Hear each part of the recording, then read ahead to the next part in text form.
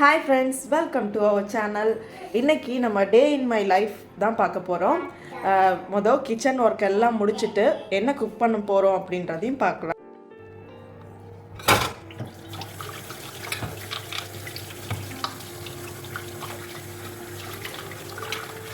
முதல்ல எல்லாத்தையும்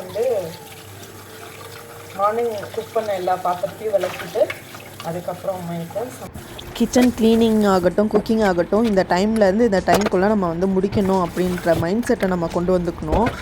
ஏன்னா அதிக நேரம் நம்ம நிற்கிறதுனால நம்ம பாடிக்கு எந்தவித ஹெல்த் பெனிஃபிட்டும் கிடையாது. நமக்கு பேக் பெயின் தான் மிஞ்சும். நீங்கள் வெஜிடபிள் கட் பண்ணுறீங்க, அந்த மாதிரி விஷயம்லாம் தரையில் உட்காந்து நம்ம கீழே உட்காந்து நம்ம செய்கிறதே ரொம்ப நல்லது. இப்போது க்ளீனிங்கை முடிச்சுட்டு நம்ம குக்கிங் நான் செய்கிற குக்கிங்கும் பார்த்திங்கன்னா எந்த அளவுக்கு ஈஸியாக நம்மளால் செய்ய முடியுமோ அந்த மாதிரி தான் செய்வேன். டேஸ்ட் வைஸும் ஓரளவுக்கு நல்லா தான் இருக்கும்.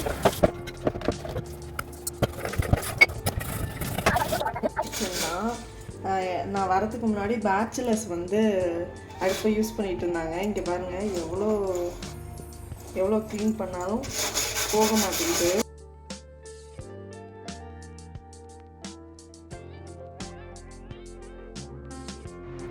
பேச்சுலர்ஸ் குக்கிங்னாலே எப்படி இருக்கும்னு நமக்கு தெரியும். அதுக்கு இந்த அளவுக்கு பிளாக்காக பாருங்கள். ஃபுல்லாக டெய்லி கொஞ்சம் கொஞ்சம் நம்ம க்ளீன் பண்ணால் தான் அது போகும். ஒரே நாளில் நம்மளால் பண்ண முடியாது. இப்போ ஃபுல்லாக இது மாதிரி ஸ்பாஞ்ச் வச்சு நீங்கள் க்ளீன் பண்ணிங்கன்னா ஈஸியாக நம்ம அந்த வாட்டர்லாம் அப்சர்வ் ஆகும்.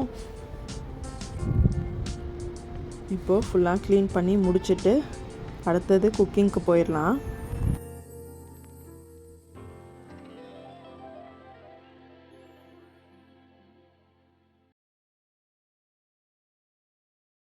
இப்போ அடுப்பை க்ளீன் பண்ணிட்டோம். அடுத்தது குக் பண்ணுவோம்.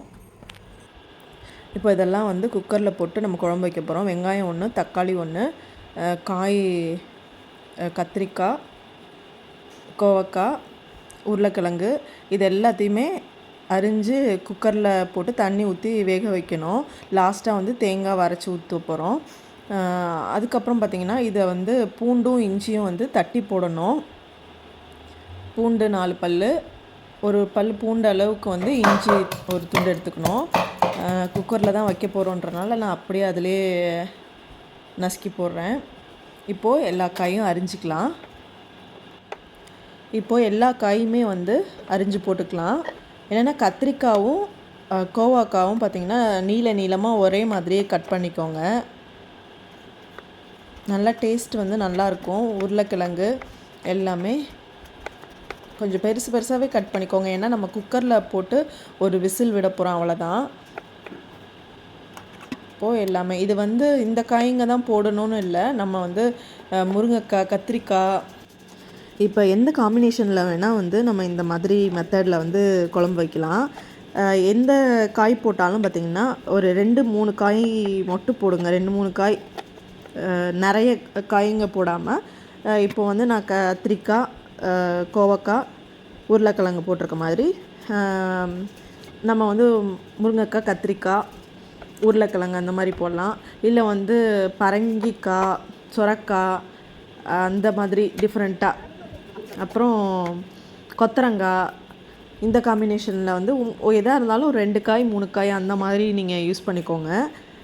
இதில் தக்காளி, வெங்காயம் எல்லாமே நீளமாக நம்ம கட் பண்ணிக்கிறோம்.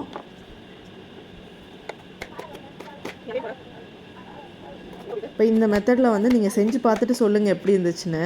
இப்போ நம்ம வெங்காயம்லாம் அரியும் போதே, நான் காயெல்லாம் அரியும் போதே தண்ணி ஊற்றிட்டேன். அந்த காய்ங்க முழுகிற அளவுக்கு தண்ணி ஊற்றினா போதும். இதில் மஞ்சத்தூள், மிளகாத்தூள், மல்லித்தூள், இல்லை குழம்புத்தூள் இருந்தாலும் போட்டுக்கோங்க. நான் மிளகு சீரகம் அரைச்ச பவுடர் கொஞ்சம், அப்புறம் உப்பு ஓரளவுக்கு நிறைய போடாமல் ஓரளவுக்கு போட்டுட்டு நம்ம மிக்ஸ் பண்ணி விட்டுறணும். மிக்ஸ் பண்ணிவிட்டு பச்சை மிளகா, கருவேப்பிலை நல்லா அதையும் போட்டு மிக்ஸ் பண்ணி ஒரு விசில் விட்டாலே போதும் நமக்கு. முருங்கைக்காய் அந்த மாதிரி வச்சிங்கன்னா 2வது விசில் வரத்துக்கு முன்னாடி ஆஃப் பண்ணிடணும். அது விசில் வரத்துக்கு முன்னாடி நம்ம தேங்காவை அரைச்சிடலாம். இப்போ பாதி தேங்காய் நான் எடுத்துக்கிறேன். அப்படியே கார்னர் வைஸ் நம்ம அப்படியே கத்தியை வச்சு கிழிச்சிட்டே வந்தோம்னா ஈஸியாக இருக்கும் நமக்கு எடுக்கிறதுக்கு. இதில் சீரகம் வந்து ஒரு ஸ்பூன் சீரகம், சோம்பு ஒரு அரை ஸ்பூனு, மிளகு ஒரு அரை ஸ்பூனு, அப்புறம் பூண்டு பல் ஒரு 2-3 பூண்டு பல் போட்டுக்கணும். நல்லா நைஸாக வந்து அரைச்சிக்கோங்க. அதுக்கப்புறம் இந்த விசில் அடங்கினோன்னே ஓப்பன் பண்ணி திரும்ப இந்த அரைச்ச பேஸ்ட்டை வந்து குக்கரில் வந்து ஆட் பண்ணி இது கொஞ்சம் வந்து கழுவி கொஞ்சமாக தண்ணி வந்து கலந்து ஊற்றிக்கோங்க. கொஞ்சம் கெட்டியாக இருந்தால் தான் நமக்கு வந்து நல்லாயிருக்கும். இப்போது அதை கழுவி இதில் ஊற்றுறோம். ஊற்றிட்டு உப்பு நீங்கள் செக் பண்ணிக்கோங்க, கரெக்டாக இருந்துச்சுன்னா ஓகே, இல்லாட்டி வந்து ஆட் பண்ணிக்கலாம். அதே மாதிரி கரம் மசாலா லாஸ்ட்டாக கரம் மசாலா ஆட் பண்ணிக்கோங்க. இதையும் கிண்டி ஒரு கொஞ்சம் கொதிக்கட்டும்.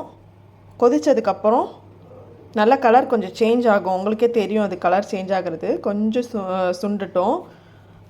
சுண்ணதுக்கப்புறமேட்டு அதில் வந்து தேங்காய் எண்ணெய் இல்லை நல்லெண்ணெய், இது ரெண்டுத்தில் எது வேணால் ஊற்றலாம். ஒரு 2 டீஸ்பூன் வந்து ஆயில் ஆட் பண்ணிவிட்டு நம்ம வந்து ஆஃப் பண்ணிடலாம். நெக்ஸ்ட்டு வந்து காளான் ஃப்ரை செய்யலாம். இது ரொம்ப சிம்பிள் தான். இதை வாஷ் பண்ணிடலாம். எல்லாத்தையும் வாஷ் பண்ணி கட் பண்ணிவிட்டு அதுக்கப்புறம் என்ன பண்ணலான்றதை பார்க்கலாம். இப்போ இதெல்லாம் வந்து கட் பண்ணிக்கலாம். கீழே உட்காந்து கட் பண்ணுங்கள். அதிக நேரம் வந்து நின்றுக்கிட்டே சமைக்கணுன்றதை நம்ம வந்து அவாய்ட் பண்ணிக்கோங்க.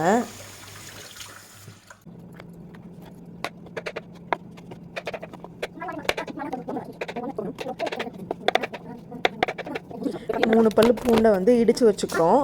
அப்புறம் குக்கரில் வச்சுருக்க குழம்ப வந்து நம்ம பாத்திரத்தில் மாற்றிட்டு அதை வாஷ் பண்ணிவிட்டு திரும்ப இதில் சாப்பாடு வைக்க போகிறோம். நம்ம கொஞ்சம் பாத்திரம் யூஸ் பண்ணோம்னா தான் நமக்கும் வந்து ஈஸியாக இருக்கும். இப்போது இதில் வந்துட்டு குழம்பு செஞ்சுட்டு அடுத்தது சாப்பாடு வைக்கிறோம். அடுத்தது வந்து ஃப்ரை பண்ணுறதுக்கு ஒரு பாத்திரம். நம்ம நிறைய வந்து பாத்திரம் யூஸ் பண்ணி அதை விளக்குறதுக்கே ரொம்ப நேரம் நின்றுட்டு நம்ம வேலை செய்ய முடியாது. அதெல்லாம் அவாய்ட் பண்ணிக்கணும். எந்த அளவுக்கு வந்து இப்போ சிசேரியன்லாம் ஆயிருந்துச்சுன்னு வச்சுக்கோங்களேன், நமக்கு அதிக நேரம் நின்னோம்னா நமக்கு பேக் பெயின் வந்து ஜாஸ்தியாகிடும். அதனால் எந்த அளவுக்கு வந்து நமக்கு ஈஸியாக வேலையை முடிக்க முடியுமோ அந்த அளவுக்கு முடிச்சுட்டு கிச்சனை விட்டு நம்ம வெளியில் போயிடணும். இப்போது அடுத்தது சாப்பாடு வச்சுக்கலாம்.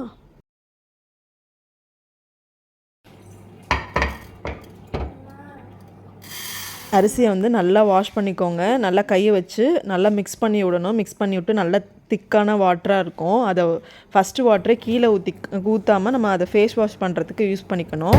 ஃபஸ்ட்டு அதை எடுத்து வச்சுக்கோங்க. அப்புறம் வந்து சாப்பாடு அடுப்பில் ஏற்றிட்டு அதுக்கப்புறம் வந்து நம்ம நல்லா ஃபேஸ் வாஷ் பண்ணுறதுக்கான டைமு.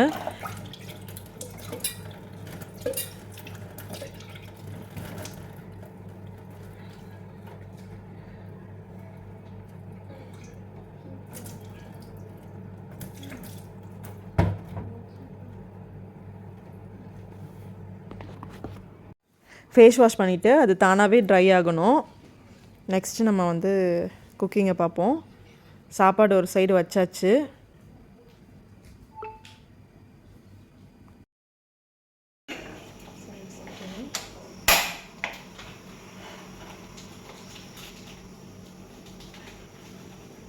சூடாகட்டும். நமக்கு இப்போ கொஞ்சம் ஆயில் ஊற்றிக்கிறோம். அதில் வந்து சோம்பு, கருவேப்பிலை, ஒரு 2-3 பல்லு பூண்டை வந்து அப்படியே தோலோடு தட்டி போடணும். அப்புறம் காளானை வந்து ஃபுல்லாக கட் பண்ணி வச்சதை காளானை போட்டுக்கிறோம்.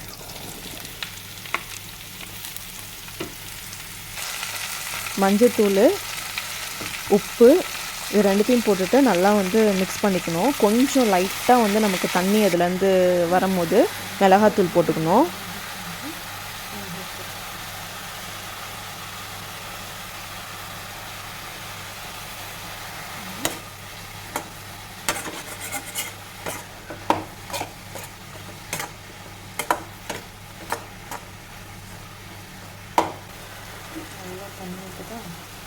நல்லா வந்து இதில் தண்ணி விட்டு சுண்டணும். ஒரு 5 மினிட்ஸ் தான், 5 to 6 மினிட்ஸில் இது வெந்துடும்.